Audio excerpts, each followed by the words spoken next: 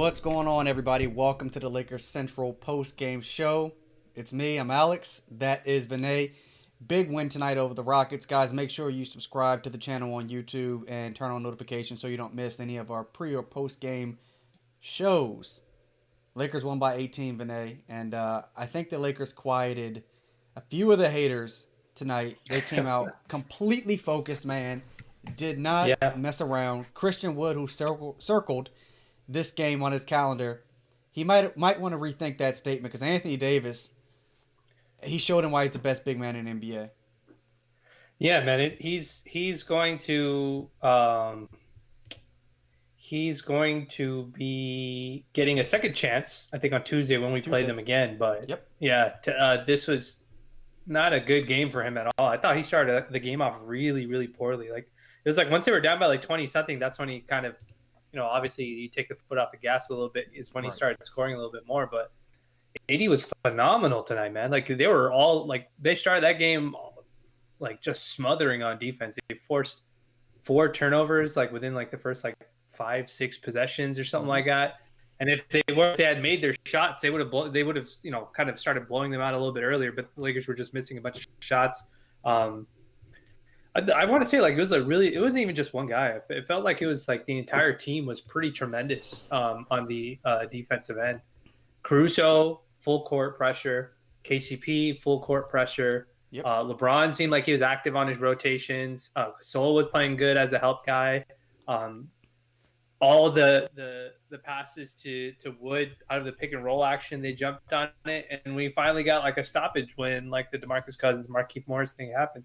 So it's Mm-hmm. pretty clear that like Houston was getting like a little annoyed by the fact that the Lakers were like just basically taking everything away from them that they wanted to Right. do, and just kind of pulverizing them with defense. I'm glad they didn't mess around. Like, Lakers went up, I think, as much as 27 in this game, and then Houston went on a Yeah. run, like all most teams will do. Even the worst teams Yes. end up going on some kind of run, and I think they got it within like 12 before the end of the third. Um, and the They got it Lakers down to 13, and 13 everybody's favorite whipping boy, Kyle Kuzma, came in with hit Alex that Caruso, three. and I think he hit that three. And then that lineup, it was a non-LeBron, non-AD lineup. AD. Yep. I'm not going to give the credit to Kuzma because Caruso was playing outstanding defense. I think Horton Tucker may have been part of that lineup. He may not have been. I think Mm-hmm. KCP came in during that time, but that lineup pushed the lead from 13 to 20, and then AD came back in, and then that was pretty much game from there. So, how many minutes did LeBron play? LeBron played 30 minutes. AD only played 29 minutes. He played less than 30 minutes himself.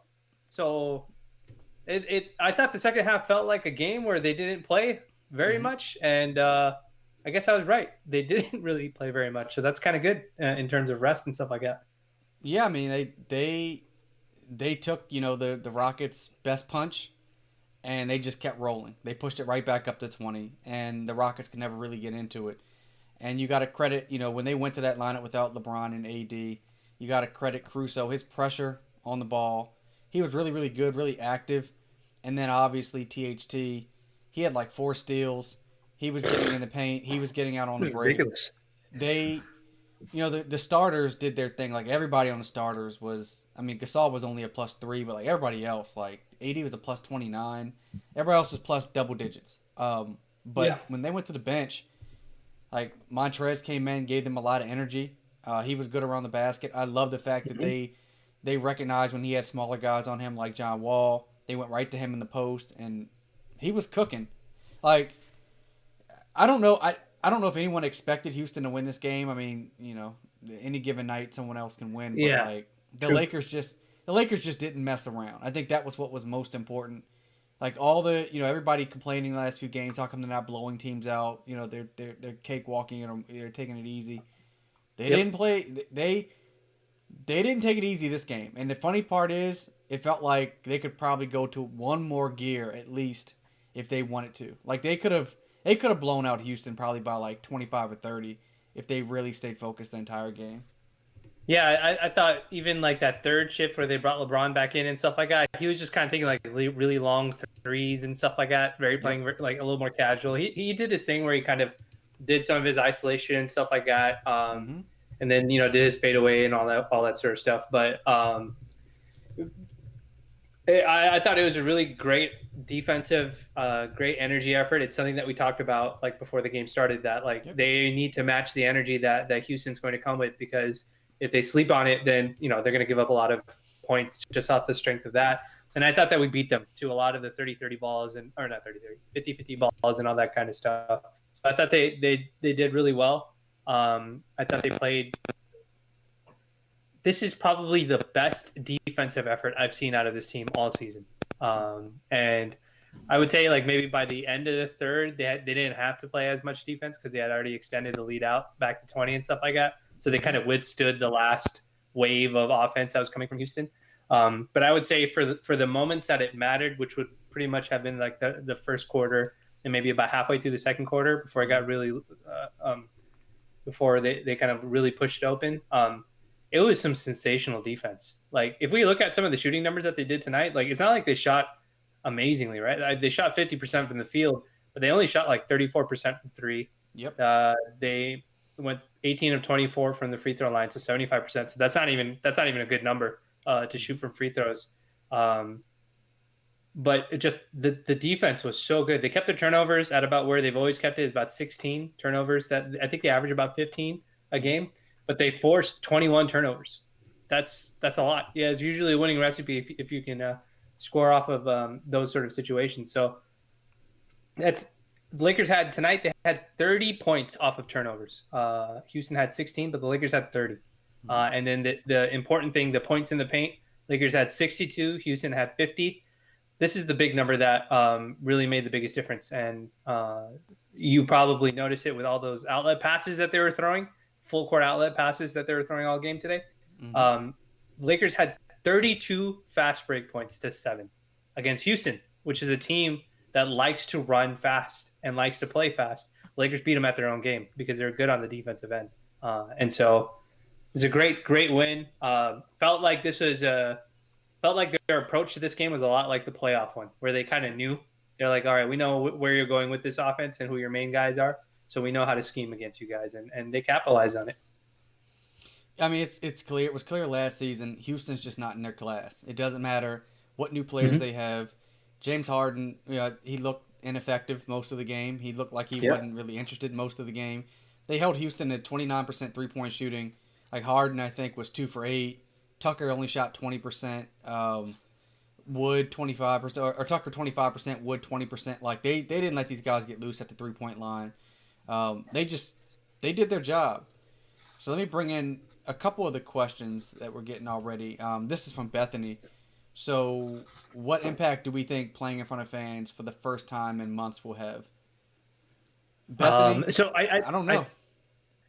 There were Laker fans. So I was watching the Spectrum feed, and there were Laker fans that were in the stands. So this is actually the most amount of fans that I've seen. I thought the Grizzlies game had some fans, but I didn't see any Laker fans.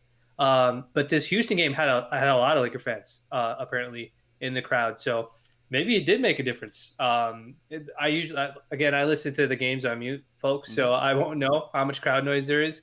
It helps me focus on the game, but it felt like their energy was great. Like it felt like we had a nice steady stream of energy throughout the game. So maybe the crowd does make a big difference.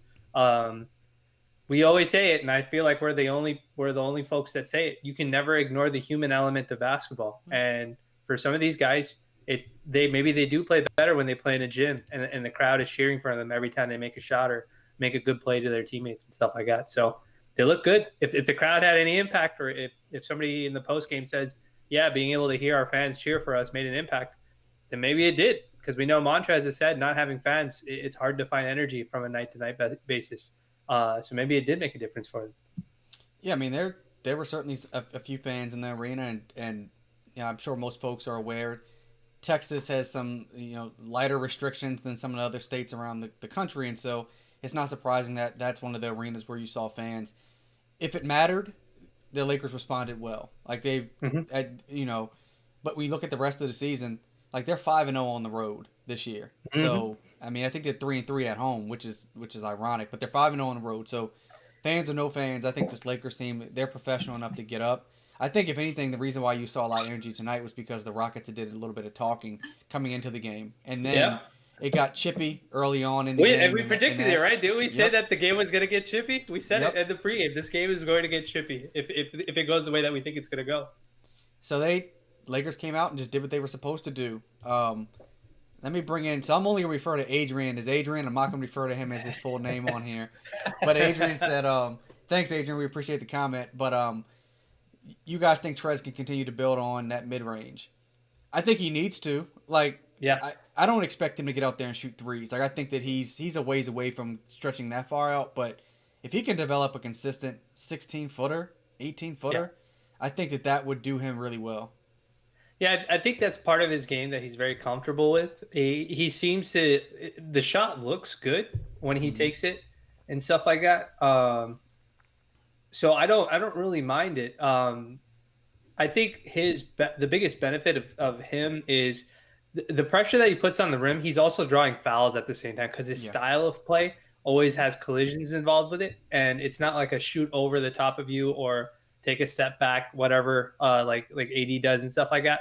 Because he doesn't have the height that AD does, his stuff is a little bit more bruising style, and a lot of times that leads to and ones and stuff like that. He had a couple today that were like that. So in basketball, like if you see your teammate get overwhelmed like that, the way Montrez can overwhelm certain things, certain players, it kind of like just gradually sucks your team in. You'll start taking an extra step closer to help your teammate out every single time, and that's what opens up stuff for that Lakers offense and their shooters and stuff like that. So I don't think we need him to shoot threes. I think we need him to just be able to continue finishing, draw his charges on the defensive end and stuff like that, and continue to bring energy at the rim. Especially if AD is going to keep shooting his jumpers like this. Like he mixed it up today. I felt like he went in the paint, then he took a couple of jumpers, but it's good to have like that balance. When they ran the Clutch Sports Group lineup, I think in the second quarter or something like that, that was what was happening. AD would start at the perimeter and he would attack in, and he found Montrez for like a couple of dunks or something like that. So it was pretty cool to see. So it was interesting because I thought in the pregame that they might throw PJ on Anthony Davis a little bit, and they did. Now I don't know if that was just because DeMarcus ended up getting ejected and they kind of went to a bit of a different rotation, but just like in the playoffs, PJ couldn't do anything with him. So if the Rockets, if they have any expectation to have a serious playoff run this year, they probably need some more tweaks on their roster. Like Wood has been a bit of a surprise. Wall probably has been a surprise that he's this good already. But DeMarcus, he's still working his way back from his injuries. But Harden doesn't want to be there. Like if you can't get up for the Lakers, I mean there was an image floating around now of him at the end of the bench, just kind of like with his hood up, his hoodie was up, and he was just kind of like, yeah, just get me out of here. Like I don't know, what the Rockets can do at this point. Yeah, I thought this game was a game where I thought he was really bad. Like he was like losing the ball on like really simple stuff. Like He had the seven play turnovers. that Caruso, sorry, He had 7 turnovers. yeah, and so many of them were like live ball turnovers, like where he just had the ball and he was just dribbling it around, maybe a little bit. Like he was trying to do that thing where he dribbles himself into a rhythm before he decides to drive. And I Yep. thought the Lakers did a good job, and they did this in the playoffs too, where they attacked his dribble. They didn't give him time to like get into any sort of rhythm with the ball, and it's something that he likes to do. And I think that maybe messed him up, but he was really bad with the ball in his hands today. Like especially the first half, he was just like he was all over the place, and they were pressing him so that he wasn't going to be able to get those. He wasn't going to be able to get like the step back threes and all that sort Right. of stuff. And he's been struggling, I think, from three this season so far. He hasn't been that great, like the 40% guy that he Right. normally is. I don't know if that's conditioning. I don't know if it's lack of focus. I don't know what it is, but um, he didn't look good today, man. Like Caruso looked great. KCP looked great. And the way I always think of it is like if we can get like 50-50 with him, where like half the plays we either get him to pass away to somebody else or miss the shot, that's great. But he was even worse than that today. So I don't know what's going on with him. But I think the Lakers jamming up their chemistry on offense from the jump and messed them up a lot. And I will say the thing that stood out the most is literally anytime a Rockets player took a shot, a 3-point shot above the break, so not on the corners, but above the wings, whoever was the guy that ran out to close out, the Lakers specifically told that person, majority of the time it was KCP or it was Anthony Davis trying to close out like on Christian Wood or something like that. Yep. Whoever was supposed to do that, they were told just to run down the court. Don't worry about the offensive rebound. And almost every single time, there was a long outlet pass from LeBron. He had that the highlight left hand bullet pass right off of the rebound and stuff like that. But Mm-hmm. the Lakers knew like, oh, the Rockets don't get back on defense when they take these long threes. So if we get the ball out quick, we're going to get scores. And so they've I mean, I'm trying to think about like Tuesday. What are the adjustments that you make? Like, I don't know. Like, maybe you hope that you can draw some more fouls. Maybe you hope that you make some of these shots that you missed. But on the defensive end, if the Lakers are locked into scoring at the rim and getting good quality shots for their teammates, I don't think it's going to happen, man. Like, it could end up being. I don't think it'll be a blowout. I think teams have a lot of pride, so they're not going to get blown out by 20. But maybe the Lakers roll to like a 10-point victory. Maybe it's a little bit closer. I guess we'll see what happens. The Lakers may look at the second game like, they might kind of breeze through that one also. Like if we see them come out a little less focused in the second game, I think that's because they just feel like, look, we took care of business in game one. Like this team isn't a threat to us. And I think with James Harden, I think the Lakers, their players like Caruso, KCP, specifically those two guys, I think they feel like they figured Harden out. Like they figured him out last year in the playoffs. This year they're well aware of the issues that's going on in Houston. Just feel like maybe I don't. So I got the impression that he just didn't strike any fear in them. Like how like teams go up against superstars. Like you always heard like even when the Lakers were bad, Kobe struck fear in other teams' eyes. No matter how bad the Lakers were, I don't get that impression from James Harden this season. Like it just kind of feels like he's going through the motions. So this game reminded me a lot of the Dallas game, and one of the things that we've talked about is that these offenses that rely on data to decide where they're supposed to get their shots from or how they should generate their shots. Everybody has access to. I have access to the same data that these folks do. I see the same thing on tape. I know that they're trying to set up the corner three every time James Harden's drive because they assume that the guy that's helping is going to come from the corner, weak side, strong side, whatever it is. And then if they want the above the break three, it's either got to be a pass out of the corner or it's like a pick and roll, pick and pop sort of situation. And I wonder, because we've seen, and I'm curious, we'll find out. I'll be more confident in this when we play, if we win again the same way on Tuesday, or if the defense looks as good as it did on Tuesday, is that these data-driven offenses, like these analytically inclined offenses that everybody loves. Everybody's like, oh my God, analytics is the new wave. It'll tell you a three-point shot from here is more important than a long two, whatever, blah, blah. I wonder if the predictability is making it easier to scout these offenses because we rolled Dallas. Like we knew where Dallas. Like there was. I was keeping track of. Luka likes to throw a corner pass right every time. Every time he drives, he loves throwing the pass to the left hand side corner, and the Lakers were trying to bait him into throwing that pass in the Dallas game. Like there was like 3 different times where they almost stole the ball, but he just got it past him just enough. But like the 4th time, Anthony Davis stole it. Like so, they know where these passes are going. If you trap him as he drives into the lane, or if you switch it, so they know based on what the coverage is, what Luka or what a guy like James Harden is going to do, because you set your offense up the same exact way every single time. And so I wonder if like teams that don't have guys that are like LeBron who like make different decisions, like he won't pass it to the same guy every single time, right? Like unless that person's like Ray Allen, he's not going to pass it to that guy every single time. Right. He's going to find different guys because he knows the importance of keeping people involved. And I wonder if the Lakers defense and the Lakers staff has figured that out. And there's not too many offenses in the NBA that work that way. But Dallas and Houston are definitely types of offenses that prioritize corner threes and doing that. The Clippers are actually another team that from what I've seen, does the same thing.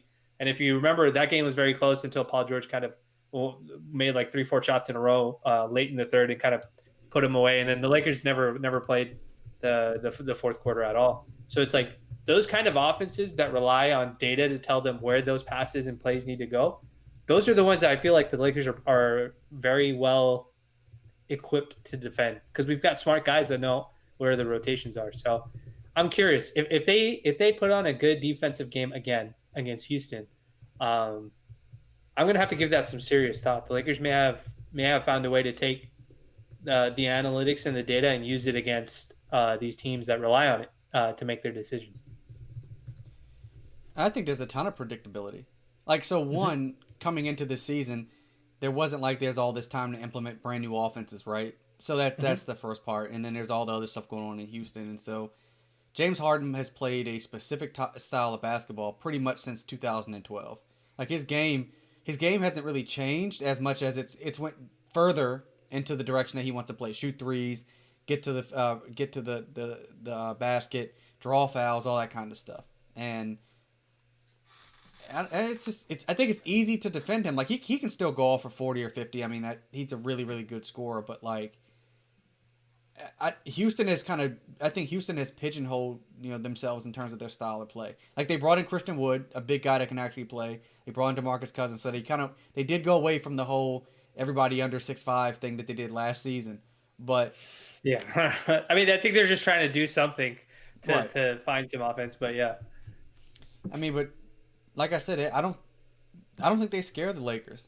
Hey, they're just Houston is an average team. Right now they're below average because they might be 13th now, but they were 12th in the West coming into this game. And so for the Lakers, I think it's just figuring out how they want to play certain teams. You've said this already. I mean, this part of the season is pretty much like an extended preseason for the Lakers, really for everybody, but for the Lakers. And as guys have been out, like we got Anthony Davis back tonight after he missed a game. We got KCP back to see the kind of like the entire team intact. Yeah. Even though Keith got thrown out early, but they look good tonight. And someone in the comments, let me see if I can find it really quick, asked us about Kuz at the power forward, BDA Pink. Let me bring up the comment. They like Kuz at getting more minutes at power forward, and we were much faster than when Markieff was in. We were fast tonight. Like they were getting out those outlet passes. Like AD was streaking down the court often as he wanted to. It seemed like the second unit with led by Caruso and THT and Kuz, those guys were getting up and down. And I don't know if that was by design or that was just they were getting all these steals, they were pressuring the Rockets, and they were just out and running. But what do you think about Kuz getting more minutes at the power forward?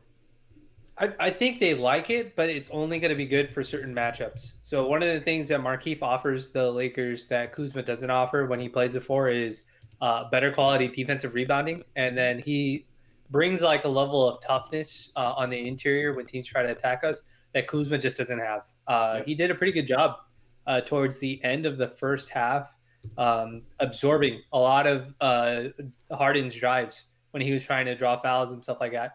And he did literally like what he did. I want to say last year, where he would always be like retreating backwards because he knows that James is going to be coming forward at him, but he's retreating in a way so then that way the ref doesn't call him for a blocking foul because James. That's what Harden's trying to set up. He's trying to set up that blocking foul and then the follow through. But because he does a good job retreating backwards, keeping his hands straight up, depending on who the ref is at the night, sometimes they call those blocking fouls, sometimes they don't. I personally think they're like 50-50 calls that shouldn't be called at all unless he's like obviously colliding with the guy and stuff like that. Mm-hmm. It's really hard to like because to some degree all he's trying to do is to keep his hands up and basically go backwards to avoid fouling him. Like he just wants to make it difficult, make him shoot over his arms. But obviously refs they're weird when it comes. Sometimes they call ticky-tack stuff. But he had two plays specifically where he did that, where he was retreating backwards. James tried to finish with a layup. He missed. He shorted it after the collision. And then the second one, he forced James to have to throw a corner pass to the right-hand side corner, which was like a rush shot because time was expiring. Yeah. So it's like when a guy like Harden relies on foul calling and stuff to get to the line, which helps him build a rhythm and stuff like that, and you're able to defend those sort of actions without fouling, that works in the Lakers' favor because the Lakers will get some help side defenders like Anthony Davis, where if Kuzma he gets if he collides and goes out of bounds because he doesn't want to foul, like Anthony Davis or somebody's going to be there to clean up. You know what I mean? Right. Like clean up that shot once it goes up. But slowing down a guy like Harden is always beneficial.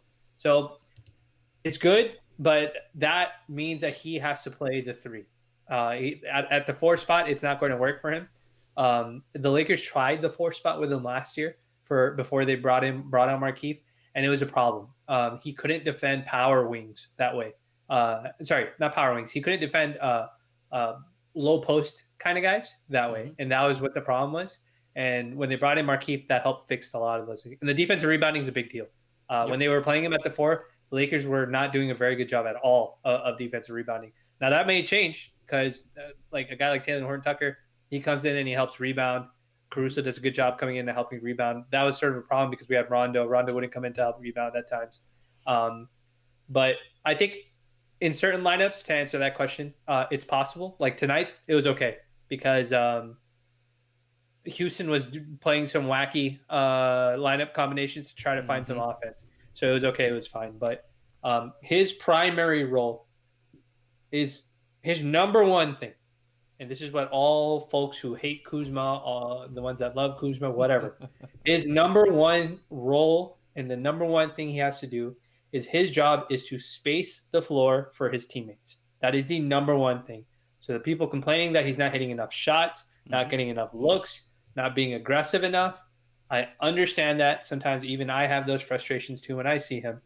But his number one responsibility is to space the floor for his teammates and defend whoever his defensive assignment is. And obviously, do the help rotation stuff. He had another help side block today off the backboard. I think he blocked somebody from behind or something like that, if I don't, in the first half, if I remember correctly, during his first shift.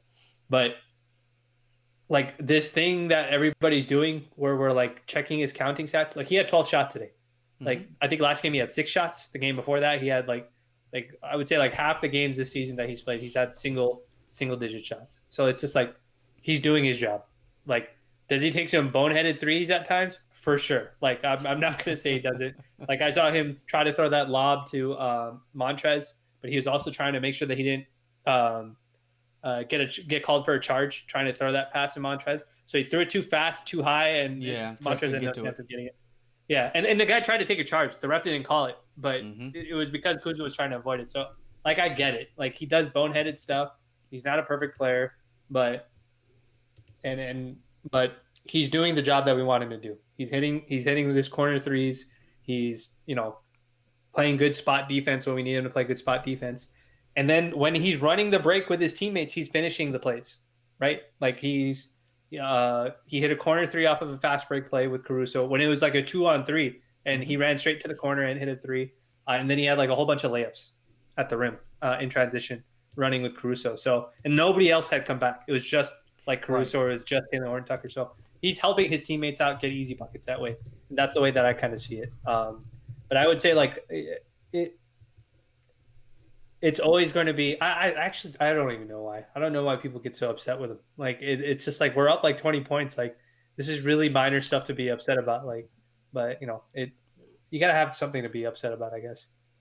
Yeah, I mean that the lob was a little high and fast. I mean, I wish they would have connected because it just would have been an exciting play to see them do whatever. And you don't see Kuz throw many lobs in the first place, so it would have been nice to see. But there's little to complain about, and I think I might agree with Bentley on this part. He says, this best win of the season, defense and effort were all there tonight. Yeah, they were locked in from start. There was a few lulls in there, but look, it's hard to be.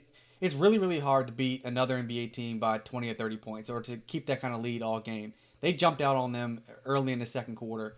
They outscored them 40-25, and at that point, the Lakers were in control. And I said to myself, the only way we lose this game was if we kind of give up. They were outclassing Houston, and Bethany, she mentioned Caruso has looked so much better offensively. He didn't shoot well tonight. He shot, was 1 for 5 or whatever, but he just looks more comfortable. He looks way more comfortable running the offense. And I think that's also one of the reasons the Lakers were able to let Avery Bradley walk. Like there was an expectation that Caruso would be ready to kind of take on those minutes and play that Avery Bradley role. And I don't know what Avery's looked like, this year in Miami, but Caruso, particularly at the dollar amount they got him to they got him for or whatever, he's been great, man. I think he's key to our potential repeat this season. Yeah, I thought that he and Horton-Tucker, and I thought actually even specifically because he got the primary assignment on Harden when KCP was sitting down. It wasn't anybody else so much, but his love, like the disruption that he brings on the defensive end is so hard to quantify at times because he'll do stuff like he'll kind of like rush the passing lane to force you to like adjust the angle of the pass. So like in the stat sheet, you'll see like, John Wall attempted this pass. It's a turnover on John Wall because it's a bad pass. But if you watch if you watch the tape, you'll notice that like it'll be somebody like Caruso who is like jamming up the passing lane that forced Wall to take a bad angle and he misses. So he doesn't get any credit for that, right? For forcing that turnover. But those are the kinds of things that kind of like those are like the intangible things that kind of make him so good. The same way that like we talk about like point guards that have a good feel for the game offensively when it comes to like setting up their teammates and navigating. There's also a defensive version of that, not point guard specific, but just like defender specific. And I think Caruso, like he exemplifies whatever that feel is. He has a good defensive feel for the game, and I think that's what makes him so good. And I think you're right. Him being this good is what makes a guy like Avery Bradley expendable. And it's good for the Lakers. We said it last season that when Avery Bradley didn't play, when he opted out of the bubble, the Lakers were going to be fine because that's how good Caruso was. And we're like, he's just going to step right into his role. It's not going to be a problem. And we were right. And I think that energy, you know, is always infectious. It always helps everybody else out too as well. It kind of you can't settle, like you can't like relax on the offensive end because he's always going to be attacking you in some manner. So I think it's great. Bentley said, Taylor Horton Tucker, 4 steals, 17 points.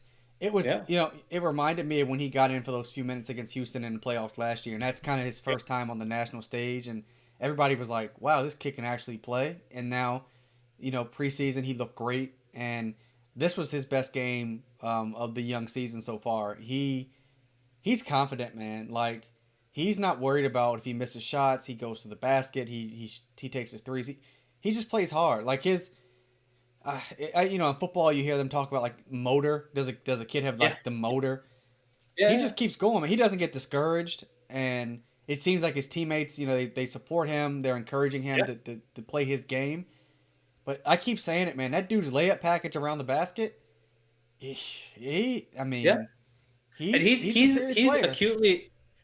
acutely aware of like how much his like wingspan and stuff allows him to do it. So he's got like. It's not craftiness. He's got like a level of trickery where he kind of like uses his bowling ball style body to like hold guys back. But then because he has like the go-go gadget arms, like he could stretch out and still finish a layup. So there was I want to say there was a reverse layup that he had on somebody where I think it was Christian Wood or somebody was like the help side defender. He wasn't ready for it because he didn't realize like how quickly he could get the ball up just without even jumping and stuff like that. So it's like that kind of stuff and understanding like what he can do. Obviously, that'll get better as he gets more of a feel for the game in live ball reps. But dude, that backcourt of Tucker and Caruso was pretty nasty defensively, man. They were doing a lot of stuff. That highlight play of him, what's it called? Tucker poking the ball away from Gordon on that cross. Caruso jumps on it, and Tucker finishes that fast break with a dunk.